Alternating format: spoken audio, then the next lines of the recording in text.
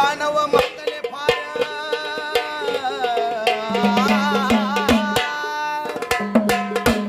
या संपूर्ण जगावरती आई जगदंबा या कोरोना सारख्या व्हायरसनं थैमान घातलेला आहे आणि या कोरोना सारख्या व्हायरसचा नायनाट करून जगदंबा तुझ्या साऱ्या भक्तांना तुझ्या लेकरांना सदैव सुखी समाधानी ठेव ग माता।